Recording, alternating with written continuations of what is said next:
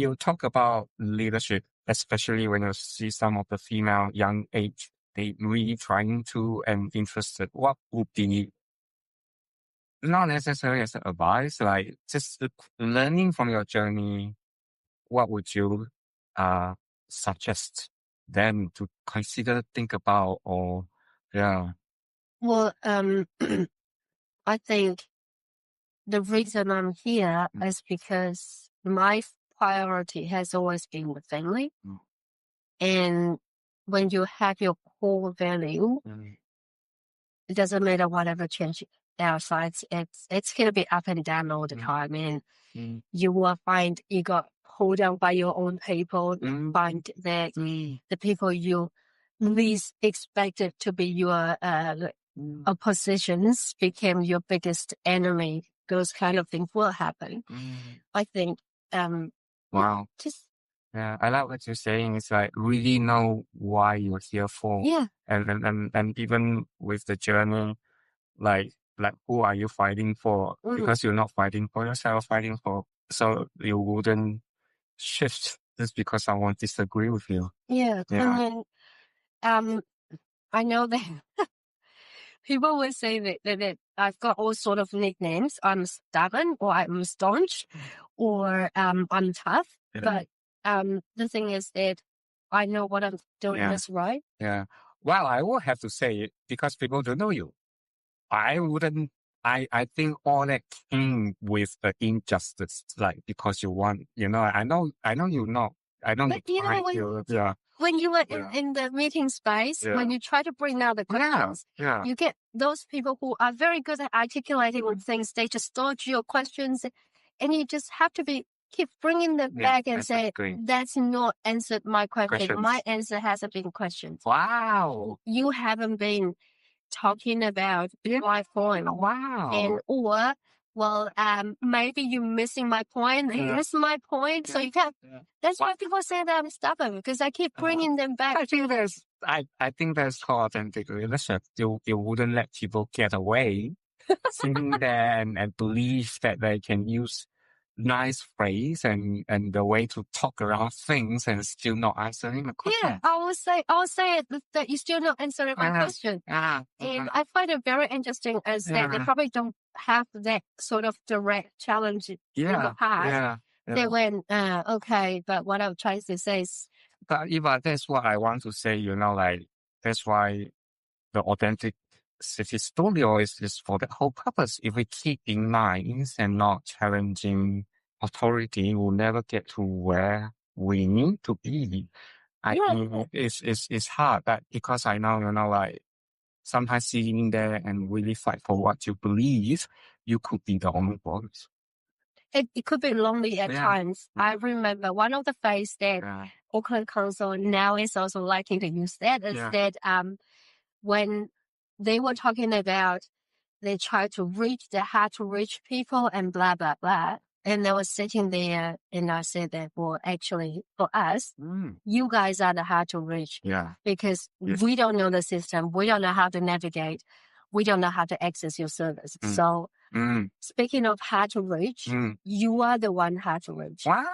And I like how you turn it around. That's true. It is. Yeah, that's true. My living experience, Auckland Council is a huge machine. Yes. And you don't even know which window to knock. Yeah, right? Absolutely. And then it was like, at the moment when they said, oh, we're working hard to reach the hard to reach, blah, blah, blah. And he goes, nah, you guys are the hard to reach one. Then the staff that I'm working with, she goes, I'm going to put it into my report. So then they start to hear the same thing over and over. Yeah. And I think it's a good reminder that we are not the hard to reach, as the system is hard to reach. But I agree. Because if they say it's hard to reach, when you see some of the biggest Chinese events, they're all there. Go and talk to them. Find someone who can speak their language. It's not that hard. Yeah.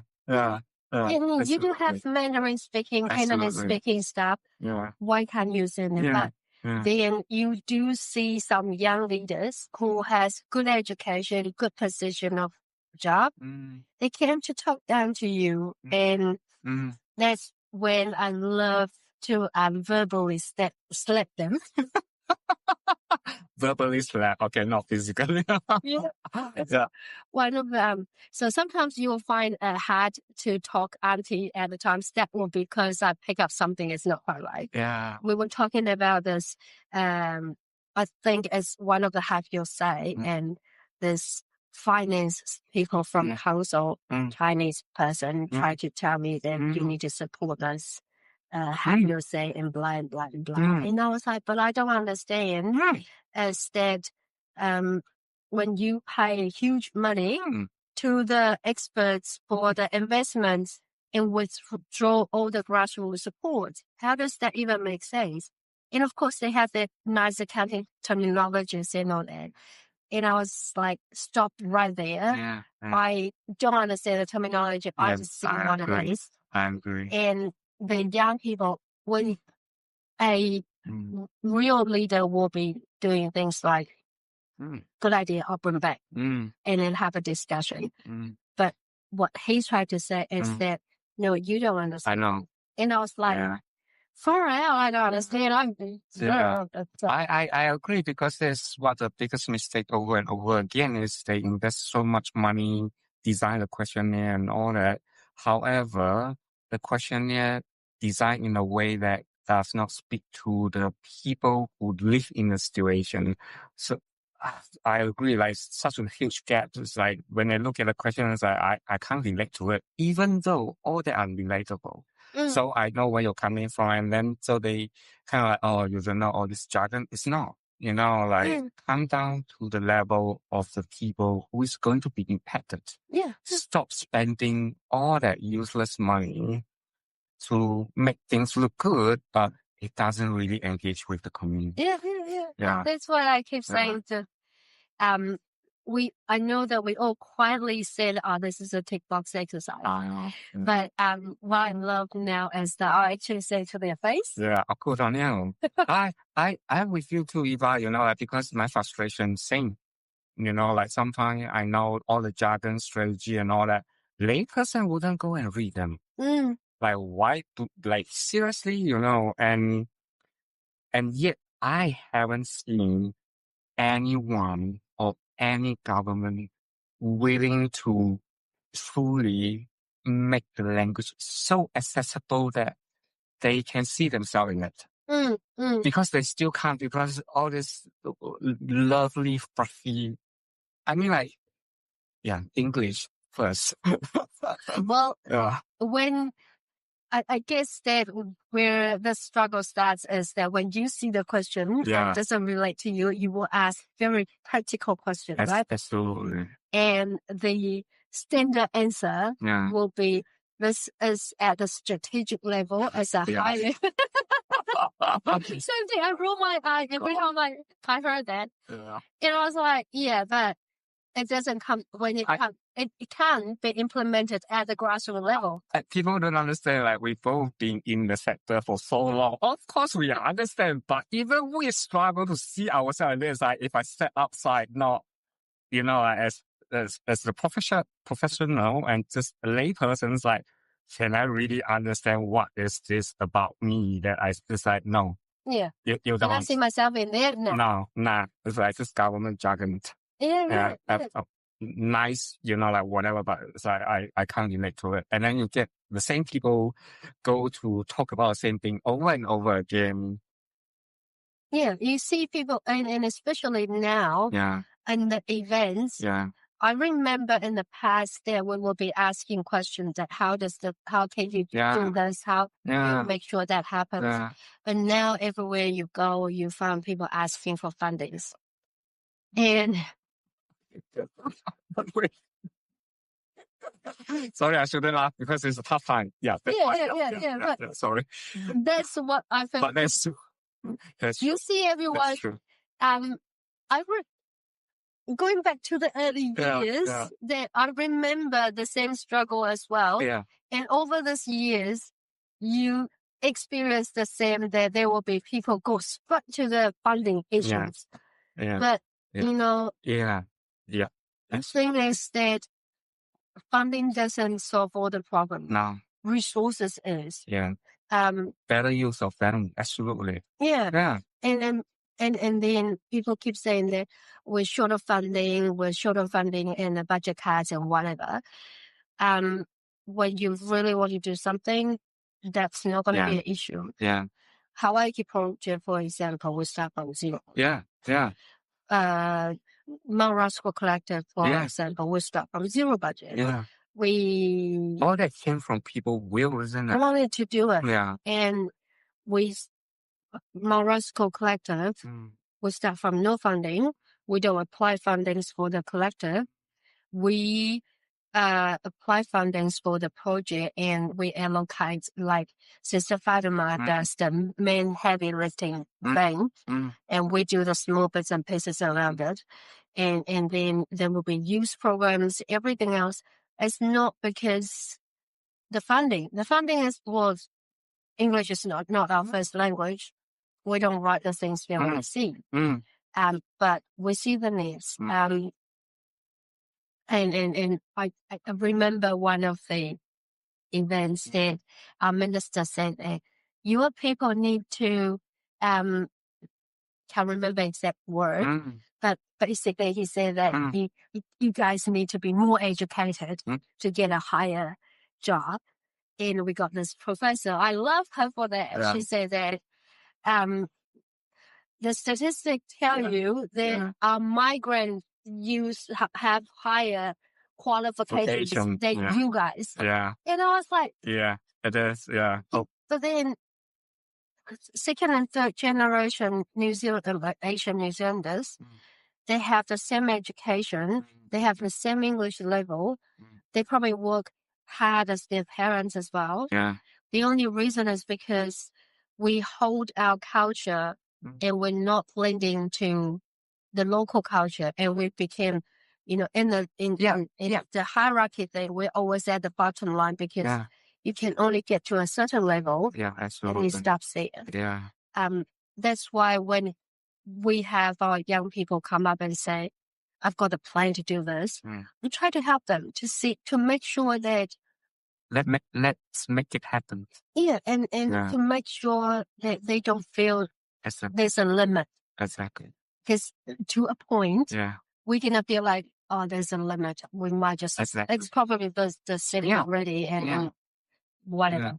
Yeah. Or some, what I have seen and witnessed as well, many Asians, they kind of have to put their identity away so that they can become this mainstream person to be able to compete. They won't be able to retain their own culture while still able to mitigate two cultures together. Yeah, absolutely. But actually, it's not healthy. Even though you put your culture away, people still see you as you look. Yeah, absolutely. So it doesn't make much difference to them. Yeah. And unless you have if there's any advice to the young people will be knowing your strength. Exactly. That we don't have to be good at everything. Yeah. Because I've got, you got a group of people working together. I've got Ivan knows everything else. I just only need to know my bit. And went out and put the words out there to challenge whoever and come back to Ivan and say, I'm losing on the spot. Where is the information? And Ivan would and I'll go out and fight again. Absolutely. So you don't have to be perfect in everything or professional in everything. Yeah. You just need to know as a machine which part of the machine are you? Are you the front right one or are you the back seat one? Yeah. Are you comfortable to be the back seat one or do you want to be the front? I like what you say. It's just like the clock, like you can only see the short and long arms, and the second that is the analog. But every little piece of the clock is so important. Just one piece is missing, the clock is not going to work. Yeah, absolutely. So it doesn't, because a lot of our people here is that whether they are the one who at the front page, or whether they are the one who got interviewed, or whether they are the one who got invited. There are so many events I wasn't invited, but it doesn't bother me. And Eva, people also don't understand why you're constantly on the news is because they couldn't find anyone else. No one willing to share real story. I mean, like that's why it's so important to talk about this, because Asians don't like to talk about bad things, but you were being interviewed because you're willing to engage with media. A lot of Asians don't, I mean, like we have seen the changes right now, but and that's why people come to you, because they know you tell the truth and willing to engage with the mainstream media and tell people what's going on. Yeah. Well, the thing was that is, in the past years of working, I see people love to sugarcoating things and everything's fine and good. But then if that's all the message we send out to the people, then nothing's going to change. I agree. But if we keep crying and say, we've always been crying and say, this is missing, that is not enough, then eventually people get tired. Yeah. We're still not going to get any support. Yeah. So what I would do, and always been doing, is that if I see something, I'll say it. If it improves, I'll celebrate it. Even with a small improvement. I remember during COVID time till now, there were times that I said to the MSD people that are people as struggling to find a job, and the job that you guys give out the list, it's so complicated. Your website is so complicated. I don't want to refer out people to your website. Give me a list, and then we'll do that. Then we do have good response. People come in and apply jobs. Some of them then became work broker for MSD. Some of them get their other full-time job. And there were people come back and say, I emailed, but no response. Then I said, I'll forward the email to me, and then I'll follow up. I mean, what I did is I keep numbering them. Number 1 case, number 2 case, number 3 case. And so there will be times that I will say that referring to case number 46, you haven't been responding. Wow. And that is very sharp question. Yeah. The meeting of, we have all that meetings. And then that's where I know people feel uncomfortable and feel ashamed. Yeah. But wow. that's the only way that you get them noticed. Yeah. And there's way too. But I want to ask you these questions before we finish. I have two questions. First, so what leadership means to you? Leadership means to me is that I like the idea of being at the back to push all your people to the front, or being people at the bottom to lift your people up. That's what a leader should be doing. They should be serving their people, not to have their people serve them. And I was lucky in a way. I was told by a multi-narrativa, and I was like, yes, that's how. Because we Asian, we see the leader as the one at the top. Everyone is going to them. I don't like that.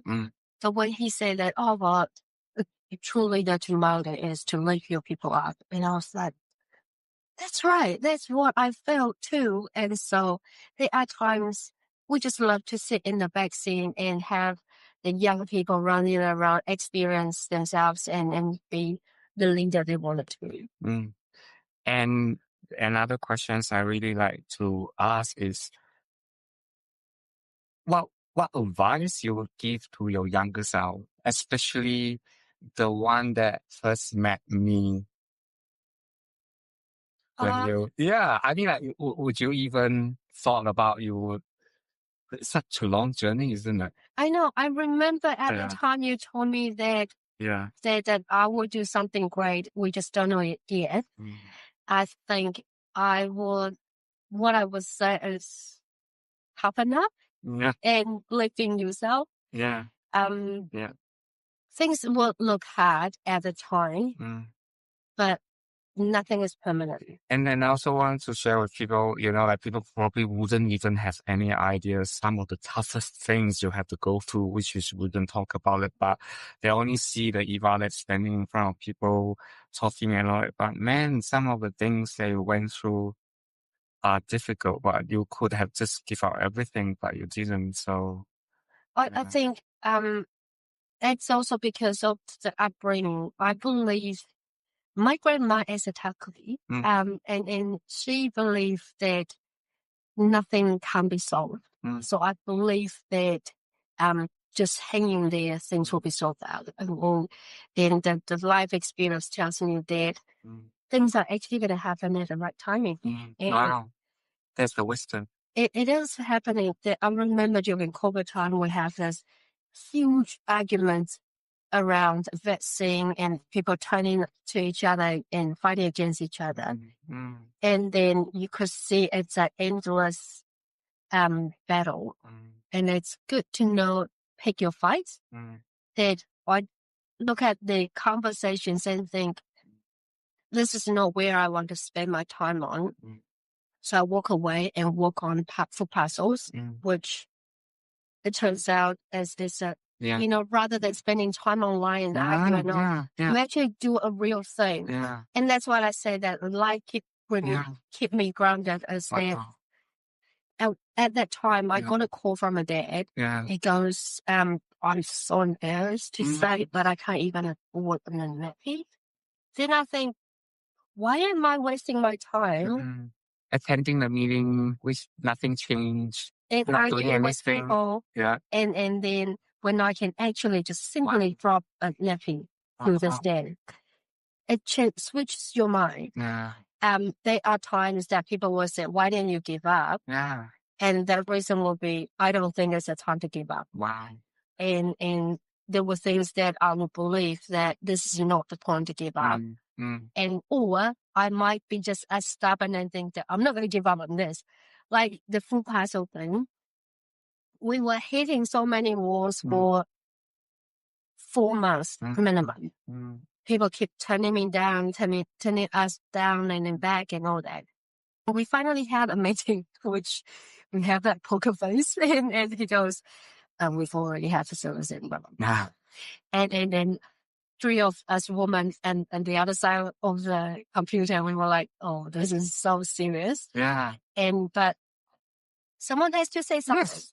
So, yes, I know that you've already have service in place, but we, as a group of community people, we don't receive anything. So, because you say there's something in place, but people needed it, still haven't got it yet. But those people at that top level goes, well, that's because you're not looking at the right place or whatsoever. Seriously? Oh my God. I can see my sisters say, so disappointed. And because we finally have the opportunity to talk to the person. So I was sitting there and I grabbed the opportunity and say, I'm sorry. Actually, no. You're going to make this and that and things going to get worse. And so instead of being polite and say that we need your help to help our people, I actually just lay out everything to him and say, you haven't done this and that and that. Wherever you say support is in place, it's actually a gap. And then when he left, I remember sharing with you that I think I screwed up because he's probably never faced someone being so direct. It's like I said, verbally slap him. It's not right. It's not right. So stop celebrating about what you did or what you have done. And so I actually think that, hey man, I screwed up. Why can't I just? There will be times you feel like, oh, why can't I just myself a little bit more? But and then I feel sorry. I say sorry to the sisters. That I think that's And they always say to me that, well, we done our best. Even though it's disappointing, we done our best. And they would kind of walk out in a very disappointing emotion. But then a few weeks later, here comes the contract. Wow. And we were like, oh. That's what happened when you tell the truth. Yeah. Instead of just saying, yeah, you don't have, we don't have problems. Like, no, there's people who really need this and not getting a thing. Yeah. And so believe in yourself. Yeah. Wow. When you know that, because we all know what we're asking is not coming to us. It's going to the people. And also because you have evidence. What I would want to point out as well, like because you have evidence to point out those stories, those challenges. It's not just like, yeah, I just hear it. It's like, no, I had to drop off a napkin. Yeah. It's a real thing. Yeah. And during the Auckland flood as well, we've been out and trying to seek the shelters. And everyone said, oh, the government has this shelter. But none of them work for us. We have to seek for our own way. It's not like we want to be a special or something. It just doesn't work. And so when the politicians come and say that, because I remember making a very angry post on Facebook. So the next minute I got an assistant come in and what happened? Yeah. So I tell her what happened. Yeah. They couldn't help much. Yeah. But the voice was out there. Yeah. So we eventually get help. Of course. And then yeah. This is something that at that higher level wouldn't be able to see. Exactly. And so if I want to be a higher level people, this will be the things I miss. Yeah, absolutely. But I want to do this. Yeah. And what makes me proud most is when my kids come back home and say, I've met a stranger and they ask if Eva is my mom. And that is my proudest moment. Wow. Because sometimes they get a tiny bit help, or not tiny. Yeah, I know. They get some help from you. Yeah. Those strangers gave some help to my children. Oh, wow. And the reason being they know they are my kids. Yeah. I think that's the most rewarding part for me. Wow. Thank you. That's beautiful. So that will be my proudest moment. Yeah. And finally, like, this is me saying to you, thank you for being the very first guest of Authenticity Studio podcast. To me, even though, like, we don't keep in touch all the time, but I always knew what you're doing. And I just want to say, on behalf of many people who probably didn't have a chance to say thank you for your big heart. And you are very humble because, I mean, you have done so much that probably people didn't even know. So. Well, I'm not doing that by myself. It's always a team. Yeah. And also. That's why people like to work with you. You never take credit as all. Just me, you're really willing to make sure that people understand there's also other people work with you. Well, depends on the situation. If I want to challenge someone, I will go, do you know I'm actually some? Yeah. That is because you have to be strategic. Otherwise, people thought, who are you? You sit here, absolutely. Another ordinary Asian woman. Whose English is not the first language. Yeah. So when the time comes, I will show off the titles I have. But then who cares about your title in the community? Yeah. Right? They remember your face because you bring them a tea or maybe because you bring them something. And like you keep saying that as a migrant, we don't have family here. So we have to build our own family here. Yeah. And one thing my daughter was very proud. And she's at uni and tell people that this is my cousin, that is my cousin, and she's got 4 or 5 cousins in the uni. And then other migrant kids were like, you're so lucky your family's here. Yeah. And she goes, no, these are my mom's best friends, so we're cousins. We pretty much grow together. I think that's the thing for the migrants is that, yes, we don't have. Yeah. And then I also want to point out, like people only think about migrant as Asian, but no, there's migrant from all different cultures as well. Isn't it? Not just Asians, like they equally struggle. Yeah. So you don't have a family here, build your own family. You don't have cousin here, build your own cousin. That's how we do, right? We help each other and treat each other as family. And then it's not because we want something in return. It's just, I think the relationship is most important, is more than everything. I mean, bonding can be ended, relationship can be broken, but genuine relationship will last. So that would be the most important thing is the genuine relationships that will last. Yeah. Thank you, Eva. Thank you. Oh.